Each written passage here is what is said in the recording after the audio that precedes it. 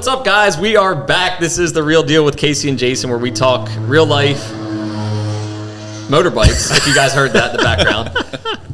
Real life, real experiences, and occasionally real estate. Got a special guest on here today that I'm pretty pumped about. This one's been a long time in the making for sure, because you guys started your podcast around the same time I think that we started this. Yes. Probably before us. I think it was just before, actually. Yeah.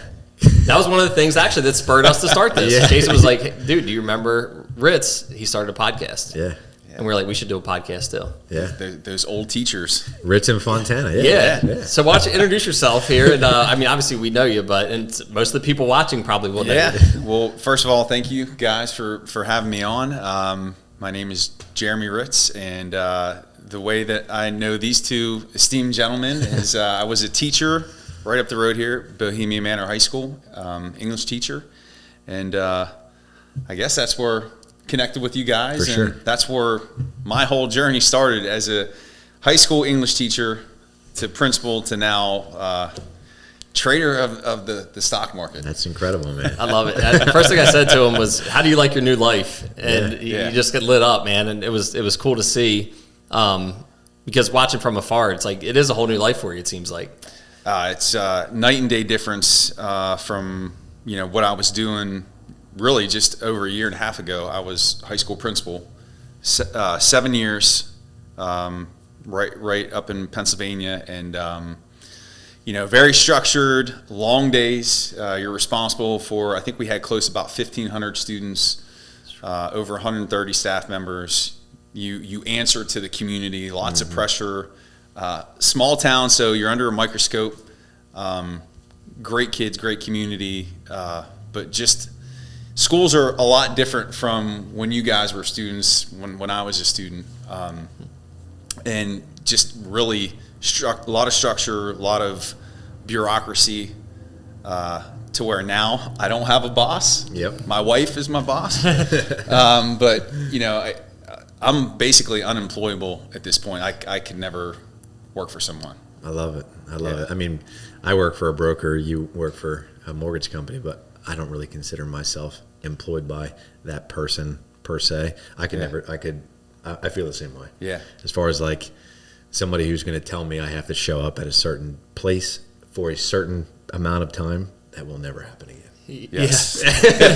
Amen. And that's why this is going to be such a good one, because that's been a common theme in our podcast, has always been breaking that limiting belief of a salary is what you need, and a pension or a retirement plan or a 401k, and that's exactly what you're living now.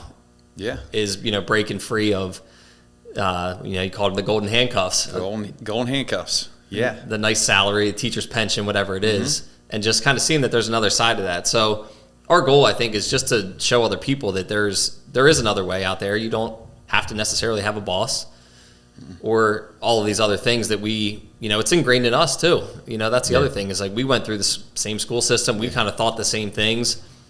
I don't know about your parents. My parents worked, DuPont for my dad, and my mom was a nurse forever. And it's hard to break free from that. So it's cool to introduce them to an alternate way of thinking about things. Yeah.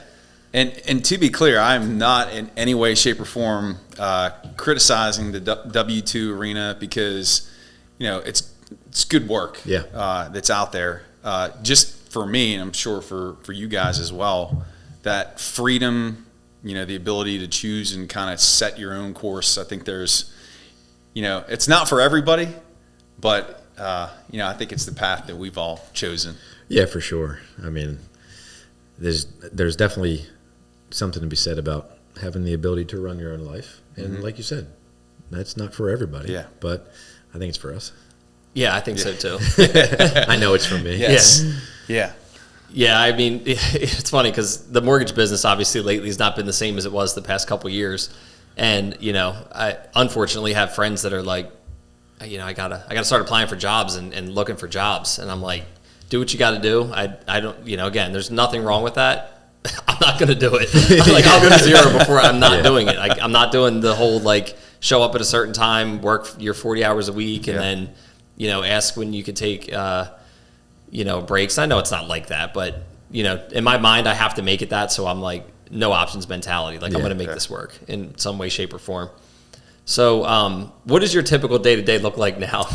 Yeah, so it's an awesome day-to-day. So I'll just go through today, for instance. So, and here's a little story. This is something that in the fall, when school starts back up, the school bus for my kids' school district, which is right next to the school district where I work, the high school bus comes at 6:40, and I knew I was running behind for work if I didn't get out the door before the bus. So now, maybe I'm rolling out of bed at 6:40 and I hear that bus. I'm like, have a good day. Have a good day. So it typically, the kids will get up and come wake my wife and I up. It's typically my youngest, my 3-year-old. And then from there, just kind of, slowly going into the morning, getting breakfast ready, eating breakfast, maybe watching some cartoons or just talking. And then the morning routine, getting the kids ready for school, which to me, I never, the whole 7 years I was principal, I couldn't do any of that. So to me, like a lot of people are thinking, making your kids brush their teeth or blow their nose or pee or put their, I love it. Yeah. And then from there, just getting them ready for school. And then we drive the kids to school in the mornings. That's nice to spend a little bit of time. And then they ride the bus home. So, get that little break from there. And then once I come back, I'm starting to do pre-market studies. So I am a trader of the markets. Stock market, I don't trade crypto yet. Eventually I could see myself getting into it, but doing things like pre-market analysis, looking at charts, determining, okay, I have a setup here on Apple or Tesla, I'm watching this. If it meets my criteria, I'll trade it. And like I was telling Casey earlier today, I traded for maybe an hour and a half, was done, made my profit, and I'm good. And so then from there, I did some lessons with my youngest son, who starts preschool next week. Got my workout in, I lifted and ran, worked on some of the other podcasts that I do. Did 2 coaching sessions because I do coach for trading, helping people learn how to trade. Hung out with my wife and kid a little bit longer, did some work around the house, and I drove down here to see you guys. Then you came down here. Yeah. Man. Love that. I remember the first morning that I spent after I left my job at the insurance company. The first morning I spent with my wife and daughter at the time. My son wasn't born. Just having breakfast with her and being there to experience that. Yeah. And then was like, I don't have to be at work. I can show up, 9:30 if I need to, or 10 o'clock. But I got to have breakfast with her, and I remember the feeling of, dude, there's more to life, man. Yeah. It's out there. And I didn't even. What was that like? Without obviously throwing anybody under the bus or anything like that, but what drove you to finally make that decision that I either I can't do this anymore, or this is what I want to do instead? Yeah, it's. I could remember clearly. Just you have one kid, and you're working 13, 14, 16-hour days, weekends. You can manage it a little bit better, but then you have the second kid and the third kid. Then you really start to you've got to reevaluate your values and what's important to you. And I think what had happened is when I started down this road in administration, being an assistant principal, it made sense because I didn't have fatherly responsibilities. My wife and I were just getting started. But as you bring more kids into the mix, your presence is much more needed. Sure. And I felt basically like I was gone all the time. I saw the kids in the morning for a little bit and a little bit when I came home and on the weekends. And, I had this moment where my oldest had karate and I was never able to go. And I was like, I can't do this anymore. Right. I'm making a nice salary. My final salary, I'll be transparent, was $157,000. And I say that because what's available through the markets, just way more. Yes. Yeah. So I want to encourage people, don't be afraid of the markets. Right. But the pain of being away from my family became too much to the point where I had to make a change. So it really, the work was great. You're helping kids, but I was doing more for other people's kids than I was my own, and I couldn't look myself in the face anymore. So it was, you know, and I did a lot of like, oh, I'm going to do this, that. I'm going to start my own this, that.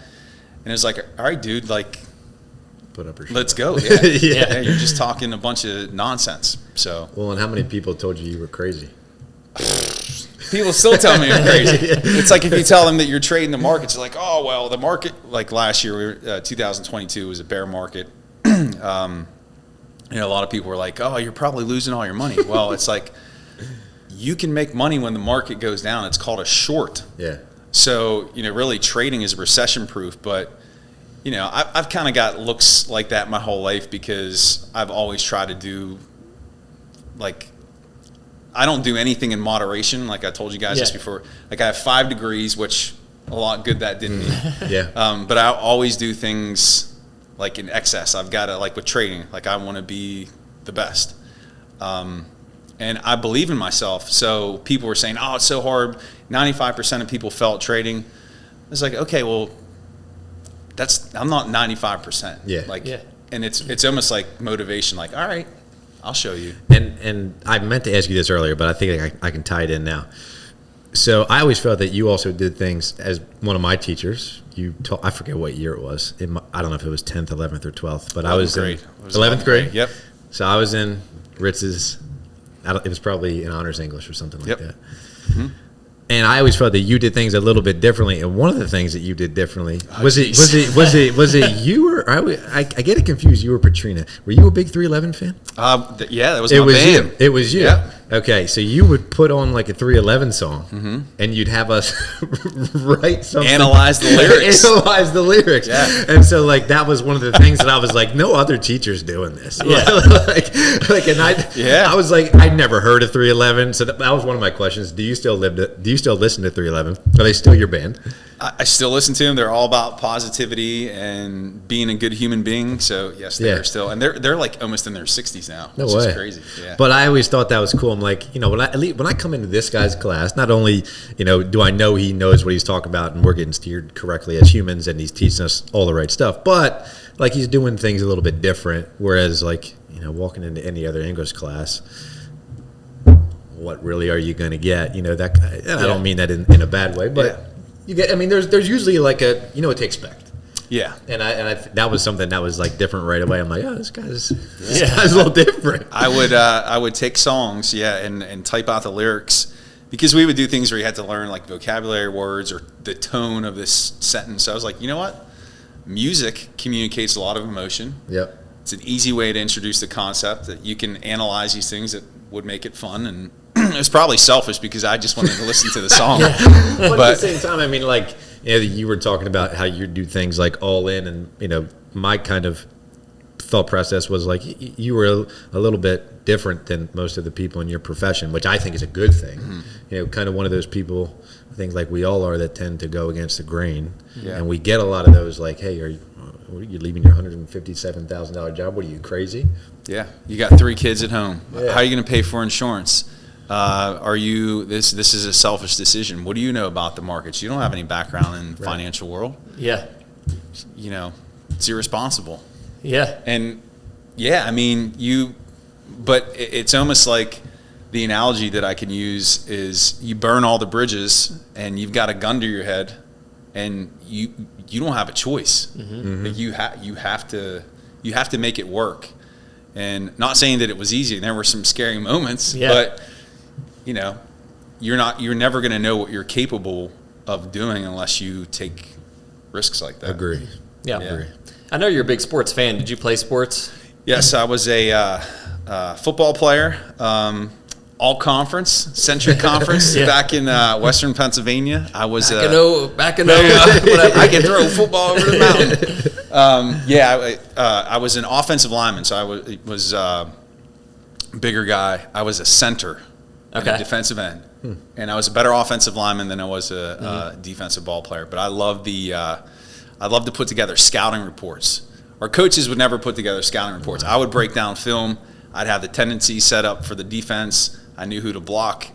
So I always had this obsession with preparation, whatever it was I was going to do.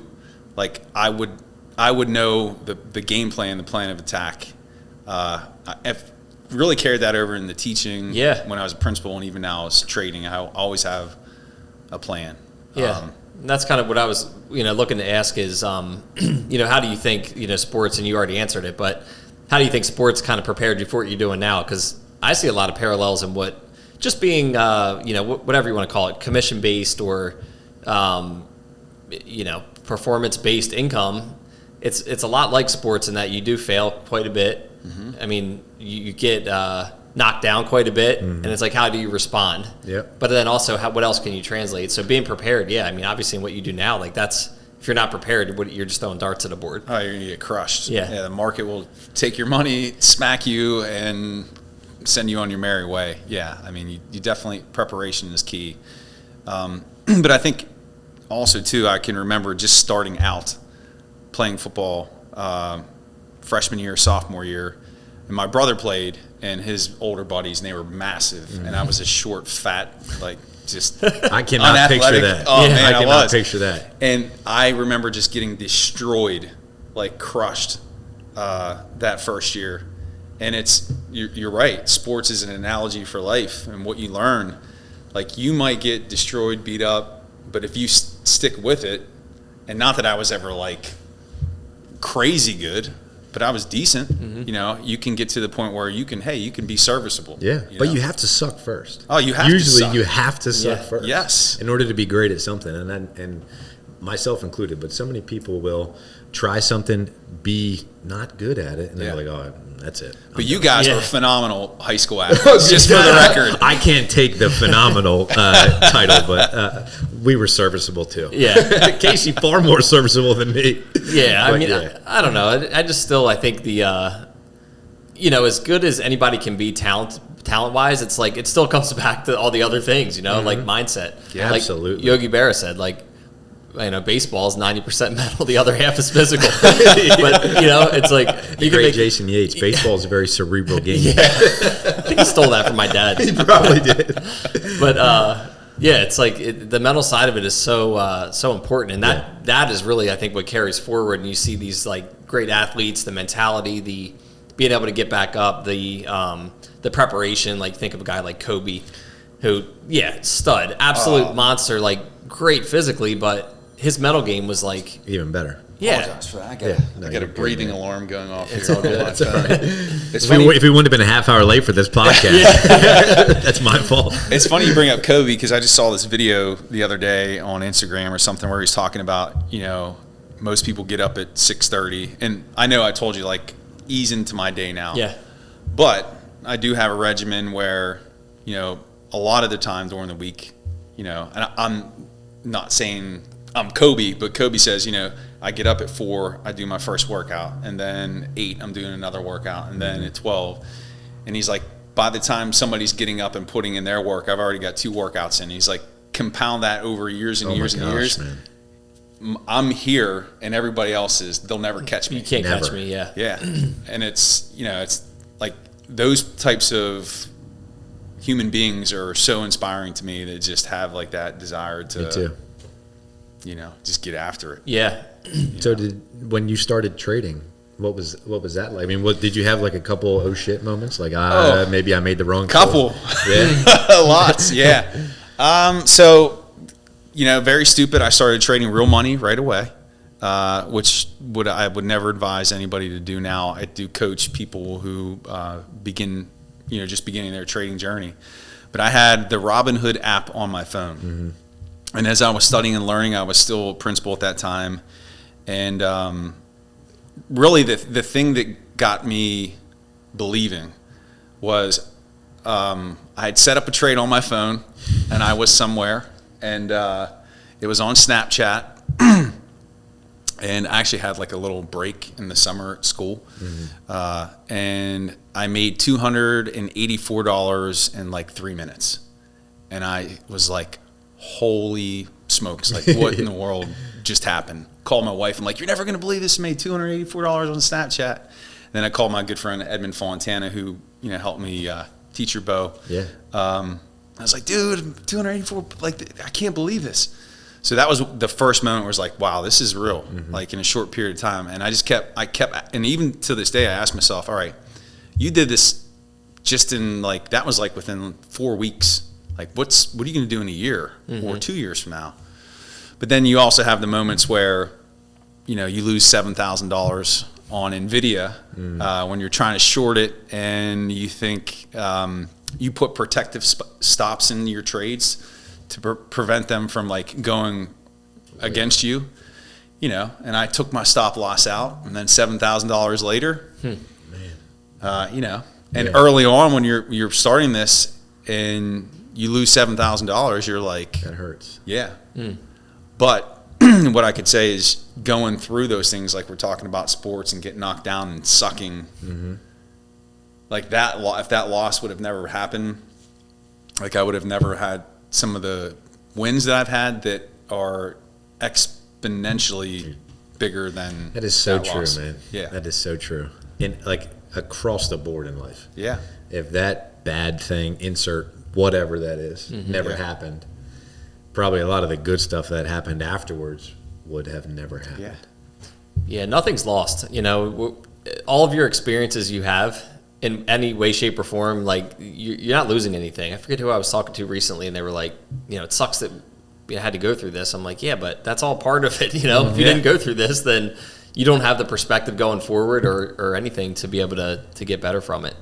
And that perspective piece is key too, because one of my coaches, mentors, said to me, he's like, if the only thing that you've lost this year is money, and it wasn't a friendship or a relationship or someone close to Or you, a loved one, then you're blessed. Life's good. Yeah. So that perspective is, I love it, critical.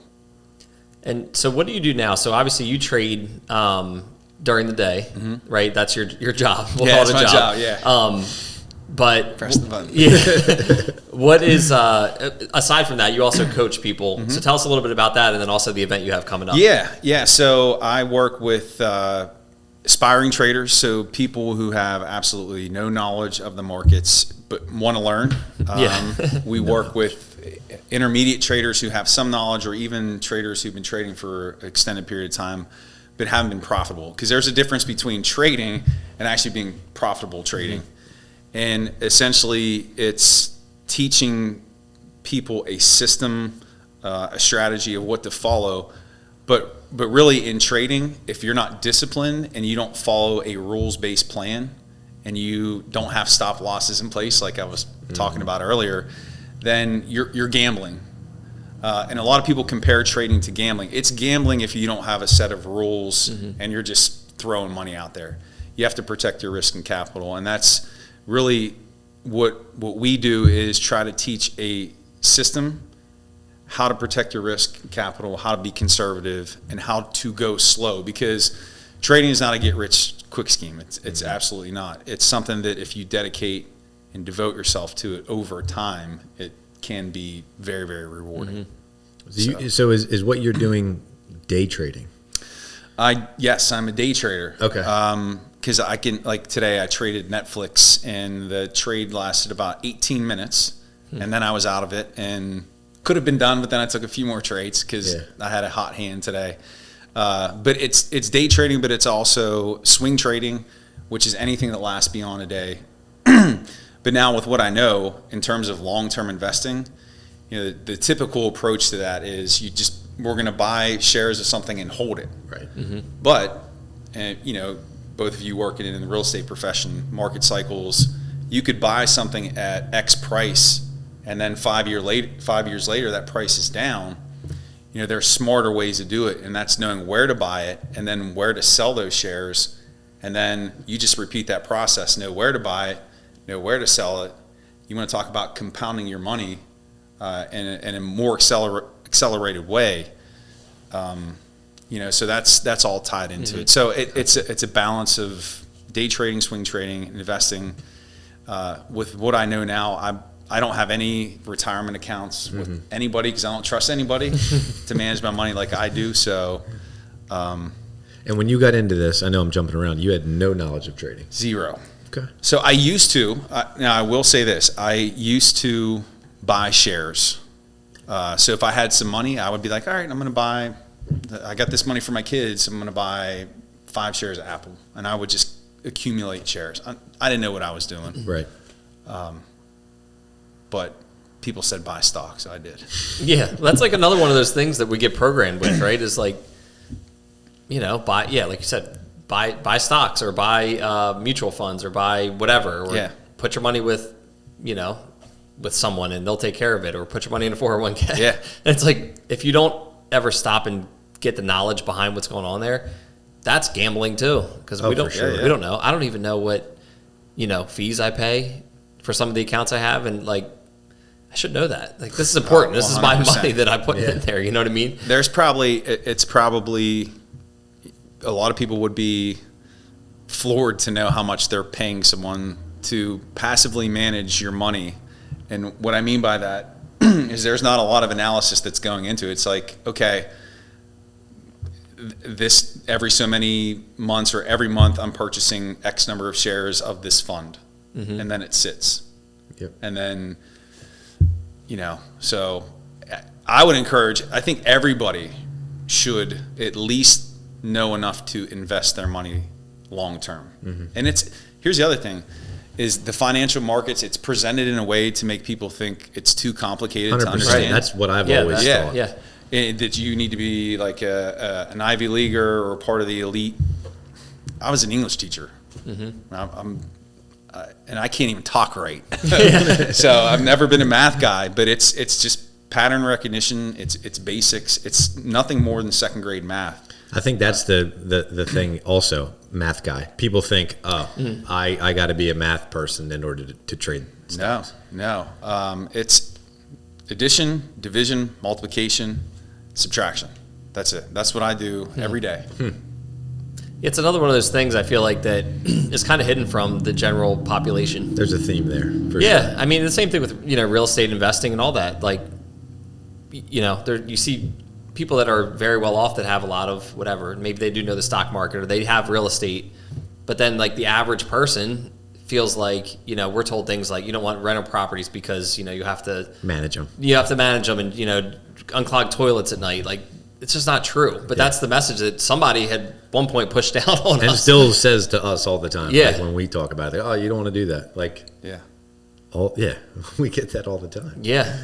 I think there's something to be said for that. So, and then the event you have coming up. So what are you going to be covering on there? When is it and how could people get? Yeah. So one thing that we do, so every quarter we do, it's called a boot camp.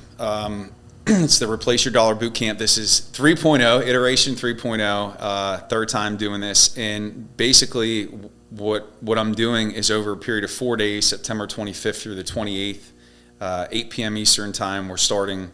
I'm teaching the fundamentals and essentials of trading and investing. So basics of charts. You have to be able to read a candlestick chart, which is just, it's a candlestick it's what it sounds like. Yeah. There's 4 pieces of information there. It's the high, the low, the open, the close, and then how to read that to know how to get into trades, how to protect your risk. I walk you through, my story, how I left behind my job, and how I replaced my salary. I show my trades, and really just share the basics that if you go through this training, that you could at least do some basic long-term investing. Gotcha. And as part of it, we're giving away $150,000 of funded accounts. So this is other people's money that you could trade with, because one of the biggest factors for people who want to start out trading is, I don't have the capital to do this. Well, we have money that we provide that once aspiring traders pass an evaluation, they grow an account by 10%. Let's say it's a $50,000 account. Grow it by $5,000, the money becomes live. At the end of the month, we pay out 75% of that. We keep 25%, obviously. But it's a great way to get started, so you're not like I was an idiot trading your own money when you don't, know what you're doing. Yeah. So it's a nice feature. Yeah, that's awesome, man. Yeah, I definitely, I'm committed to coming to. I don't know if I can make that one because we'll be away. I think I'll have to check the dates, but if not this one, the next one. It'll be recorded and on our YouTube channel. So okay, awesome. Yeah, I love that. Check it out. I'm definitely going to be tuning in because I'm curious too. Like I said, I have accounts and I don't really know what's going on with some of them, to be honest with you. I have lost a shit ton of money in crypto. Okay, a lot of money in crypto. So like I'm definitely hesitant, but that's also again one of those things where it's like I'm eager to learn from that loss. And let me throw this out here too. So here's another thing. Because a lot of people probably do right now own shares of a stock, right? And people are building long-term portfolios. If you're in control of that, and if you have at least 100 shares of whatever, Apple, Microsoft, Tesla, you can sell what are known as covered calls, which is basically stock insurance, to where you can passively generate each month income that basically you're getting paid to own the stock.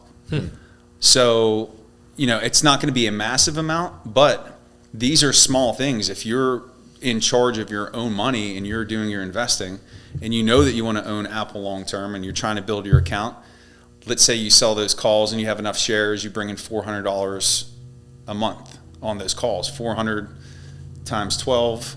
It's far more than that money sitting in a checking account. Yeah, 4,800, and let's say that you do that over a period of 10 years, and as those stocks and those shares increase in value and your covered call premium goes up, those are the things. When you start compounding those things, and it's simple. It might sound a little difficult, but I say this to just show the potential of what's in the markets.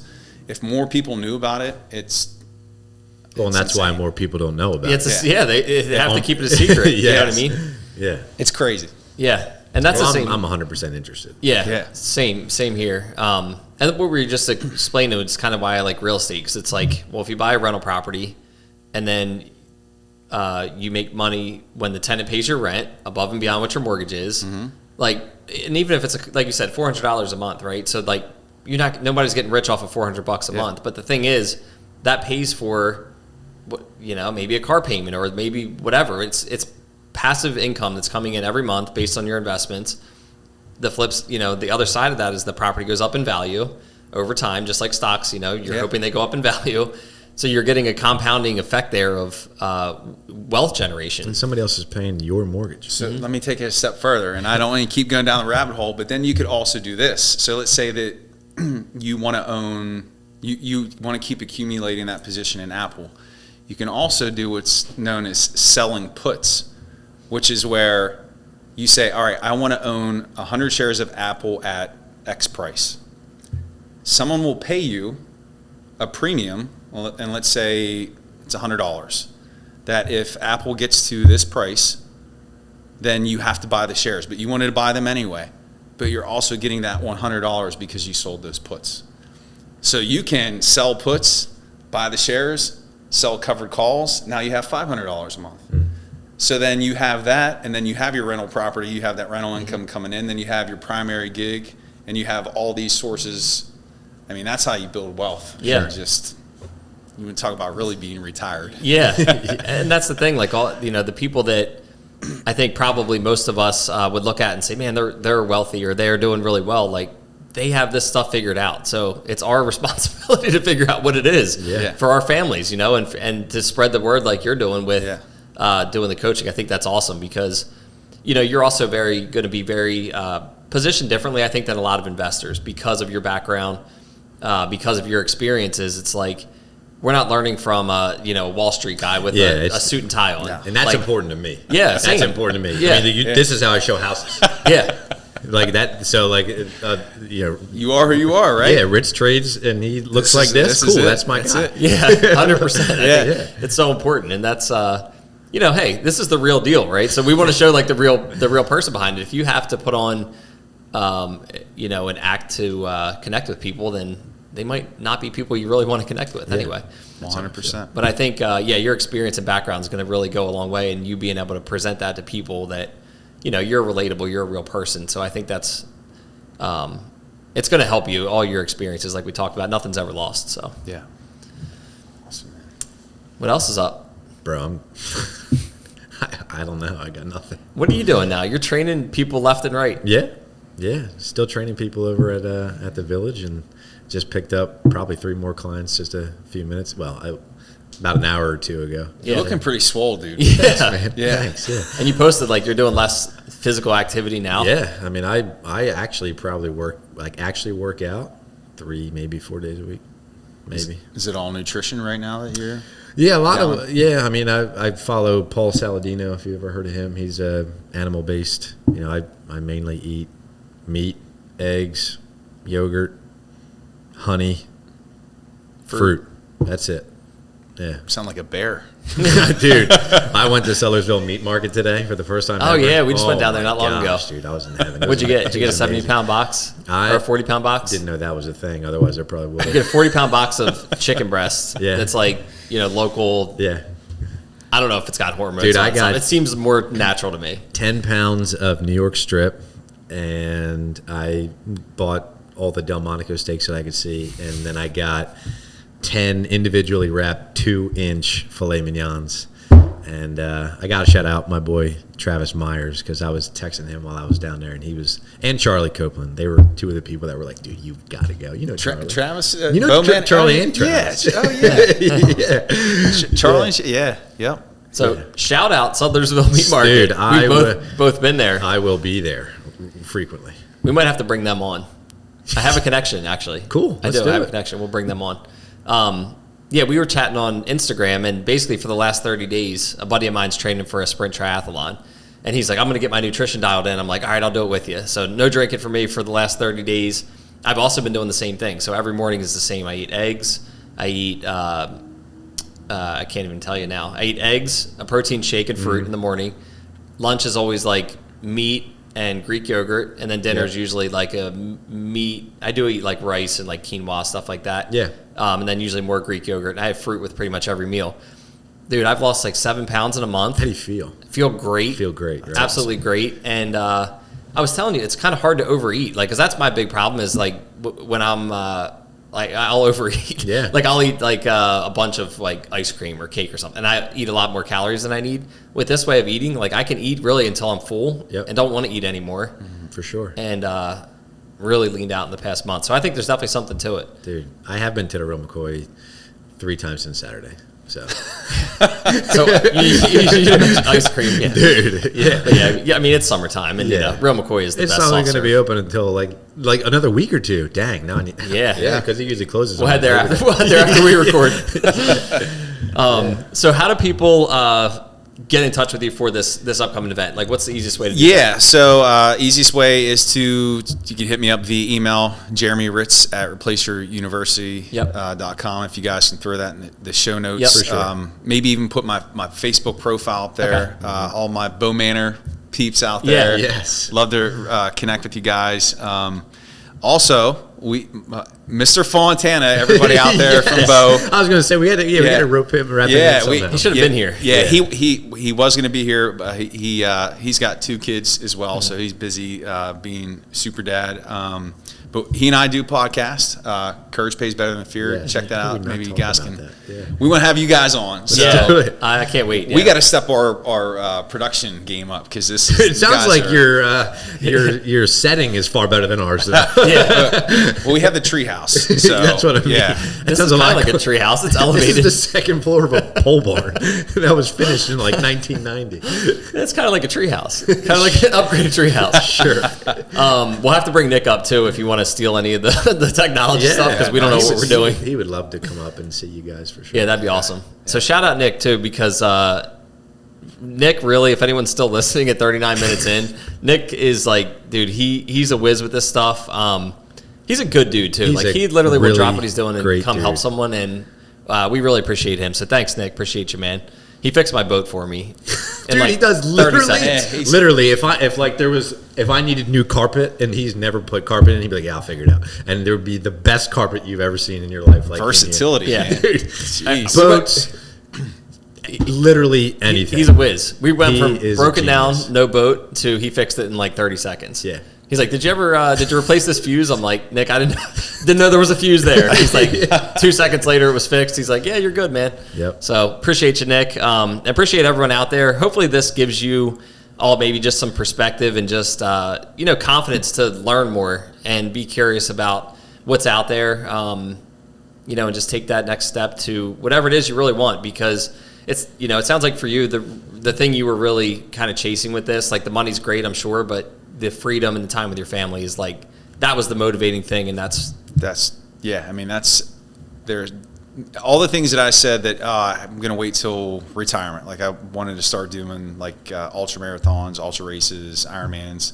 When I'm 52 and I retire, then I could start doing. Yeah. I don't have to wait anymore. And this dude's already. He did like a 30. He ran something crazy. You saw. I that did the too. calendar club in January. Yeah, I was like, dude, you saw that. Yeah, he ran like it was. We talked about that on the show. At one point, it was like 30 miles in a day. Yeah, that was 507 total miles in January. So it was like the day of the month, and I did the calendar club 0.3. So it was whatever day of the month. It was like 1.3, 2.3, 30.3, 31. Like, yeah, that was not fun. Couldn't do that if you were dry teaching. January. So that was like all together. Yeah, weren't going to do that if you were still a principal. No, That wasn't going to work. I had to get my wife on board with that one because she was like, "Why do you have to do this like extreme My wife says stuff the same all the thing time?" all the time. Yeah. I'm like, it's just I It's don't in know my moderation. DNA. I don't know I struggle with moderation. Yeah, which is, again, not to drag this on, but the 75 hard thing for me was so important because of that. Yeah. Because I'm not I'll just cut back for a month. I'm like, nah, it doesn't work for me. What works for me is like going all in and doing the 75 hard, like something like that calendar club. Like that's something I would latch on to. And my wife would be like, why are you doing this? Yeah. Like, just be normal. Yeah. I'm like, can't do that. Yeah, I don't know what normal is. Yeah. It's nice because she doesn't care. It's not about the fitness. Yeah. Really, even for me, it's more the mental thing. Yep. But you could put yourself through something like that, and it just makes you feel unstoppable, I'm sure. Like, dude, if I can do this for 30 days straight, like, what? Well, yeah, and that's why, because Edmund was, he was on a lot of the runs, and he was with me through that. But I kept telling him, like, if I do this to start out 2023, I'm like, I'm not going to face anything this year that I can't handle. Yeah. And I mean, that was the hardest month. Now, hopefully I'm not like setting myself up for something tomorrow. Yeah, but I mean, doing hard stuff like that just makes whatever does come your way. It's like, all right, I got this. Right. 100%. Yeah. Well, let's wrap it up, guys. We appreciate you being on, coming down for the day. I appreciate it. Thank you guys bro. for having me on. Got to get you on our show. Yeah. Let's jump in the treehouse. We'll definitely do that, and then we'll post it on our channel too, if that's cool. That would be we'll awesome. Repost it on there. Absolutely. But guys, check out the event coming up. Like I said, learn something new. I'm definitely going to be there. If not on this one, the next one for sure. Or I catch the recording, but yeah, love to support you with that. Peace out. See y'all. See you guys.